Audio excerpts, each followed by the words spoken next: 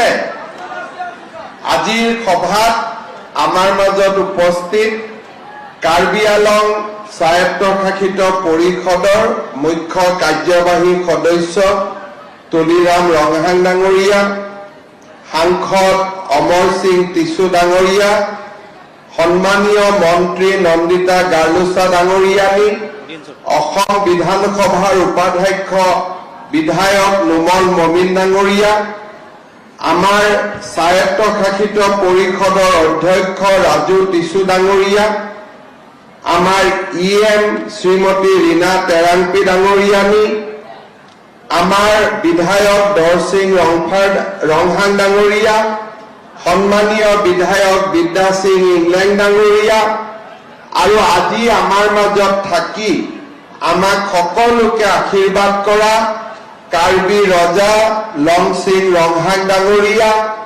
উপস্থিত ৰাইজ, আই মাতৃসকল আৰু যুৱক যুৱতী বন্ধু বান্ধৱীসকল, আজি আমি ইয়াতে বিভিন্ন আঁচনিৰ শুভাৰম্ভণি কৰিবলৈ সমবেত হৈছো। কাৰ্বি আলঙত যোৱা কেইবাটাও বছৰত অভূতপূৰ্ব বিকাশ হৈছে। কাৰ্বি পাহাৰ আজি উন্নয়নৰ এক নতুন দিগন্তলৈ গতি কৰিছে।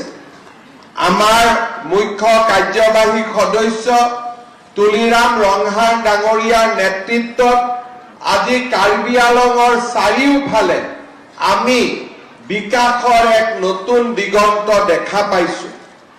আজি কাৰ্বি আলঙৰ বিকাশৰ সৈতে সংগতি ৰাখি আমাৰ কাৰ্বি আলং জিলাৰ অংগনবাদী চেণ্টাৰসমূহত আমি যাতে শিশুসকলক সকলো ধৰণৰ সুবিধা আগবঢ়াব পাৰো, তাৰ বাবে বিভিন্ন শিক্ষণ সামগ্ৰী বিতৰণৰ বাবে আজি আমি ইয়াত উপস্থিত হৈছো।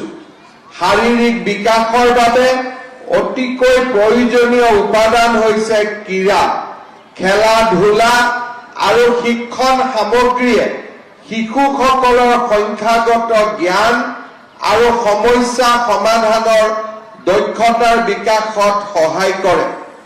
আজি আমি কাৰ্বি আলং জিলাৰ অংগনবাদী কেন্দ্ৰসমূহৰ মাজত অত্যাৱশ্যকীয় সামগ্ৰী, কিতাপৰ চেল্ফ, চিত্ৰাংকন, কাৰ্যকলাপৰ কিট, শিক্ষণ আৰু খেলাৰ kit, non magnetic writing board, duster, marker, pen, display, pinning board, medicine kit, preschool kit, Anganwadi কৰ্মী আৰু সহায়কাৰীৰ বাবে ইউনিফৰ্ম, প্ৰি স্কুল ইউনিফৰ্ম আৰু পানী ফিল্টাৰ আদি বিতৰণ কৰিম।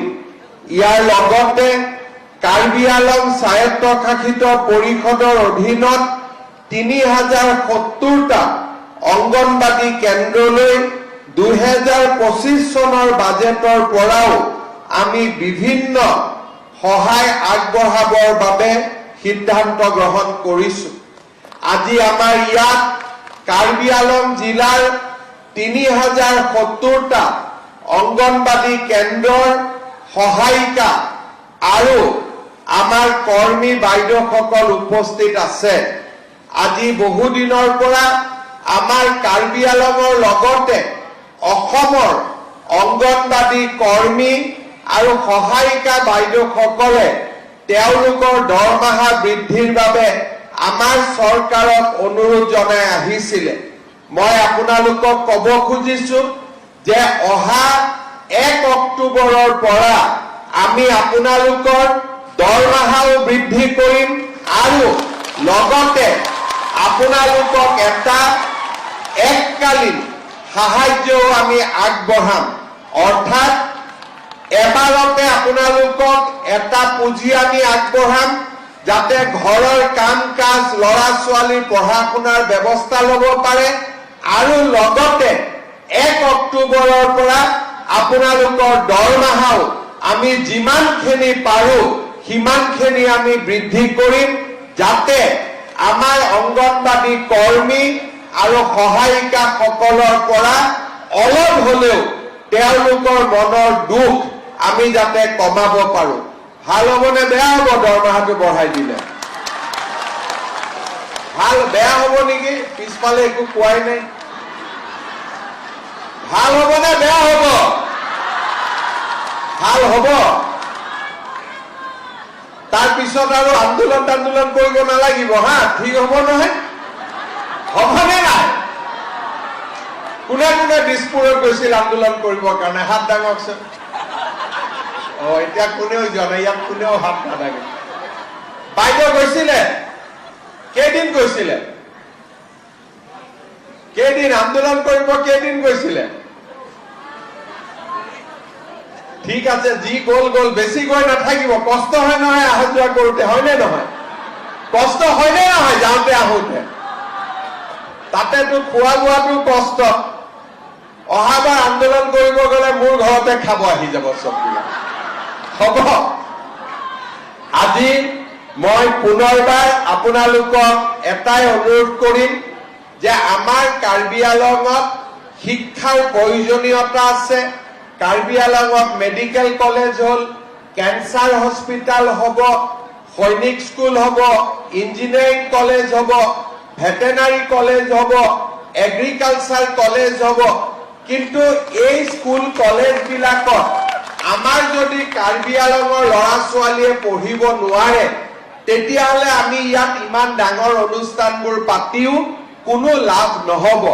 সেইবাবে আমি অংগনবাদী কেন্দ্ৰৰ পৰা প্ৰাথমিক বিদ্যালয়ৰ পৰা উচ্চ মাধ্যমিক বিদ্যালয় আৰু কলেজলৈকে আমি পঢ়াৰ এটা ভাল পৰিৱেশ নিৰ্মাণ কৰিব লাগিব।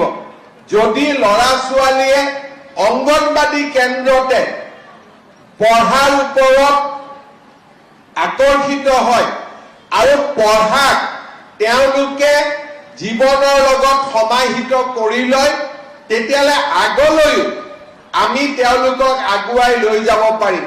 আমাৰ অসমীয়াত এটা কথা আছে যে যি মূলা বাঢ়ে তাৰ দুপাততে চিন। অৰ্থাৎ সৰুতে আপোনালোকে পঢ়াই শুনাই ল'ৰা ছোৱালীক যি পৰিৱেশলৈকে লৈ যাব, তেনেকৈ ল'ৰা ছোৱালী আগবাঢ়ি যাব। সেইকাৰণে মই অংগনবাদী কৰ্মী আৰু সহায়িকা বাইদেউসকলক ল'ৰা ছোৱালীৰ পুষ্টি সাধন, যাতে ৱেট মেজাৰমেণ্টৰ পৰা গোটেই কামবোৰ আমি কৰিব পাৰোঁ, চৰকাৰৰ পৰা অহা খাদ্যদ্ৰব্য ল'ৰা ছোৱালীৰ মাজত সুন্দৰ কৰি বিতৰণ আৰু ল'ৰা ছোৱালীক লাহে লাহে পঢ়া শুনাৰ কাৰণে আগবঢ়াই লৈ যোৱাৰ যিটো প্ৰথম অভিজ্ঞতা, সেই দিশতো মই কাম কৰিবৰ বাবে আমাৰ অংগনবাদী বাইদেউ আৰু সহায়িকা বাইদেউসকলক মই অনুৰোধ জনাম। শ্ৰদ্ধা ৰাইজ, আজি এই সভালৈ অহাৰ আগতে আমি কাৰ্বি আংলঙৰ বিশেষকৈ ডিফুৰ বাবে কেইবাটাও নতুন পথৰ আমি শুভ উদ্বোধন কৰিছোঁ। 108 কোটি টকাৰে নিৰ্মাণ হোৱা এই আঁচনিসমূহে আমাৰ ডিফু চহৰক বহুখিনি আগুৱাই লৈ যাবলৈ সক্ষম হ'ব। মই বিশ্বাস কৰোঁ যে এই বছৰৰ ভিতৰতে বিশেষকৈ কেইবাটাও নতুন নতুন কাম আমি কাৰ্বি আংলঙৰ ৰাইজক আমি উপহাৰ দিবলৈ সক্ষম হ'ম। ডিফু নগৰত আমি নিৰ্মাণ কৰা 1.4 কিলোমিটাৰ দৈৰ্ঘ্যৰ যিখন ফ্লাইঅভাৰ আমি নিৰ্মাণ কৰি আছো, সেই ফ্লাইঅভাৰখনৰ নিৰ্মাণো আমি ডিচেম্বৰৰ ভিতৰত যাতে শেষ কৰিব পাৰো, তাৰ বাবে আমি প্ৰচেষ্টা চলাইছো। এই বছৰতে আমি প্ৰায় 12 কিলোমিটাৰ দীঘল হামৰেং, তুমপ্ৰেং, হোজাই, নীলবাগান, হাওৰাঘাট, কাৰকট পথটো আমি নিৰ্মাণ সম্পূৰ্ণ কৰিবলৈ চেষ্টা কৰিম। ইয়াৰ লগতে এডিবিৰ অৰ্থ সাহায্যৰে হামৰেঙৰ পৰা তুমপ্ৰেঙলৈ 400 কোটি টকা ব্যয়েৰে নিৰ্মাণ কৰি থকা ৰাস্তাটো আমি 31 ডিচেম্বৰৰ ভিতৰত আমি নিৰ্মাণৰ কাম শেষ কৰিম। ইয়াৰ লগতে পশ্চিম কাৰ্বি আলং জিলাত ৰঞ্জন পঙৰ পৰা আমটেঙলৈ 23 কিলোমিটাৰ ৰাস্তাৰ নিৰ্মাণৰো কাম দ্ৰুত গতিত আজি আগবাঢ়ি গৈ আছে। পশ্চিম কাৰ্বি আলং জিলাৰ ৰজাগাঁৱৰ পৰা ডালিমবাৰীলৈ পথৰ উন্নয়ন আৰু বহলীকৰণৰ কামো 50% সম্পূৰ্ণ হৈছে। 80 কোটি টকা ব্যয়েৰে 25 কিলোমিটাৰ ৰাস্তাৰ কাম এই অঞ্চলতো চলি আছে। খেৰণীৰ পৰা ৰংপন্দং পথৰ সবলীকৰণৰ কামো 36 কিলোমিটাৰ পথৰ কামো 75 কোটি টকাৰে নিৰ্মাণ কৰি থকা হৈছে আৰু ই 82% ইতিমধ্যে সম্পূৰ্ণ হৈছে। মই যেতিয়া ধনচিৰিত ইলেকশ্যনৰ কাৰণে গৈছিলো, ধনচিৰি পথটো বনাবৰ কাৰণে ৰাইজে আহ্বান জনাইছিল। আজি আমি ধনচিৰিৰ পৰা ডিফু পথৰো নিৰ্মাণৰ কাম দ্ৰুত গতিত চলাই আছো আৰু 74% কাম আমি ইতিমধ্যে সম্পূৰ্ণ কৰিব পাৰিছো। ইয়াৰ লগে লগে আমি এই বছৰতে ডিফুত আমি কেঞ্চাৰ হস্পিটালৰ নিৰ্মাণৰ কামো শেষ কৰিম আৰু কেঞ্চাৰ হস্পিটালো আমি আপোনালোকক জানুৱাৰী মাহৰ ভিতৰত আমাৰ দুখীয়া ৰাইজৰ বাবে আমি মুকলি কৰি দিম। ইয়াৰ পিছৰবাৰ মই যেতিয়া কাৰ্বি আলঙত আহিম, কাৰ্বি আলঙৰ ভেটেনাৰী কলেজ, কাৰ্বি আলঙৰ এগ্ৰিকালচাৰ কলেজ আৰু কাৰ্বি আলঙৰ সৈনিক স্কুলৰ নিৰ্মাণৰ কামো আমি আগুৱাই লৈ যাব পাৰিম। অৰ্থাৎ আজি কাৰ্বি আলঙত যিমান কাম হৈ আছে, অসমৰ কোনো জিলাতে ইমান কাম হৈ থকা নাই। অকল মাত্ৰ আমাৰ কাৰ্বি আলঙতে ইমান উন্নয়নৰ কাম চলি আছে। আজি মই কাৰ্বি আলং স্বায়ত্তশাসিত পৰিষদক ধন্যবাদ জনাম যে ৰংহাং ৰপি ৰংবেল প্ৰতিমূৰ্তি, আমাৰ ৰজা আৰু ৰাণীৰ প্ৰতিমূৰ্তিও আজি নিৰ্মাণ কৰা হৈছে আৰু এই প্ৰতিমূৰ্তিও অলপ আগতে মই উদ্বোধন কৰি আহিছো। কাৰ্বিসকলৰ শ্ৰেষ্ঠ নৃপতি আছিল ৰেংবংহম আৰু এই ৰেংবংহমৰে আমাৰ ৰাণী আছিলে ৰাণী কাৰেং তকবিবি। আজি এই দুয়োগৰাকী কাৰেং আৰু বংহমৰ সন্মিলন ঘটাই ৰেংবংহম বুলি ৰজা আৰু ৰাণীক সম্বোধন কৰা হৈছিল। আজি দুয়োৰে প্ৰতিমূৰ্তি আমি কাৰ্বি আলং জিলাত উদ্বোধন কৰিবলৈ পাই সঁচাকৈ আনন্দিত হৈছো। মই আপোনালোকক এটাই কথা কম যে আজি আমাৰ কাৰ্বি আলঙত প্ৰগতি আৰু উন্নতিৰ এক নতুন সূৰ্যোদয় হৈছে আৰু আমি সকলোৱে লগ হৈ এই কাৰ্বি আলং জিলাক লাহে লাহে আমি অকল অসমৰ ভিতৰতে নহয়, ভাৰতৰ ভিতৰতে এখন শ্ৰেষ্ঠ জিলালৈ আমি ৰূপান্তৰ কৰিব লাগিব আৰু সেই ধৰণে আমি কাম কাজ কৰি যাব লাগিব। ইয়াৰ লগে লগে এই বছৰত আমাৰ চৰকাৰে কেইবাটাও নতুন কাম কৰিব। এটা হৈছে আমাৰ যি অৰুণোদয় আঁচনি আছিলে, এই আঁচনিখনক আমি আৰু ডাঙৰ কৰিব খুজিছো। নোপোৱা মহিলা, নোপোৱা পৰিয়ালসকলকো আমি অৰুণোদয় আঁচনিৰ সুবিধা দিব বিচাৰিছো। এইবাৰ আমি প্ৰধানমন্ত্ৰী আৱাস যোজনাৰ জিঅ' টেগিঙতো কোনো দুৰ্নীতি নোহোৱাকৈ সকলোৰে ঘৰ যাতে জিঅ' টেগিং হ'ব পাৰে তাৰ কাৰণেও আমি ব্যৱস্থা লৈছো। অহা 2 মাহৰ ভিতৰত আমাৰ আত্মসহায়ক গোটৰ বাইদেউসকলকো আমি 10,000 টকা দিবৰ বাবে কাৰ্বি আলঙলৈ মই নিজে আহি এই টকা আপোনালোকৰ ওচৰত বিতৰণ কৰিম। ইতিমধ্যে আমি বিহালী সমষ্টিত এই টকা বিতৰণ কৰি এই আঁচনিটোৰ শুভ উদ্বোধন কৰিছো। পঞ্চায়ত ইলেকশ্যন অসমত শেষ হৈ যোৱাৰ লগে লগে আমি এই আঁচনিৰ টকা অসমৰ সকলো আত্মসহায়ক গোটৰ সদস্যক আমি দিয়াৰ ব্যৱস্থা কৰিম। ইয়াৰ লগে লগে এইবাৰ আমি আৰু এটা ভাল আঁচনি লৈছো। ইমান দিনে ৰেচনৰ দোকানত আমি মাত্ৰ বিনামূলীয়াকৈ চাউল পাইছিলো। এইবাৰৰ পৰা 1 অক্টোবৰৰ পৰা ৰেচনৰ দোকানত আপোনালোকক আমি দালি দিম বজাৰতকৈ 25 টকা কম দামত। আমি আপোনালোকক চেনি দিম বজাৰতকৈ 25 টকা কম দামত। আৰু আমি আপোনালোকক নিমখ দিম বজাৰতকৈ 10 টকা কম দামত। তাৰ মানে এতিয়া ৰেচন কাৰ্ডত আমি চাউলো পাম, আমি ৰেচন কাৰ্ডত দালিও পাম, আমি ৰেচন কাৰ্ডত নিমখো পাম, আমি ৰেচন কাৰ্ডত চেনিও পাম। ইমানবিলাক আঁচনি আমাৰ চৰকাৰে হাতত লৈছে। আৰু মই চিন্তা কৰি আছো যে অলপ যদি টকা পইচা যোগাৰ কৰিব পাৰো তেতিয়াহ'লে আমাৰ দুখীয়া মানুহৰ গেছৰ চিলিণ্ডাৰৰ দামো মই কমাই দিবৰ বাবে চেষ্টা কৰিম।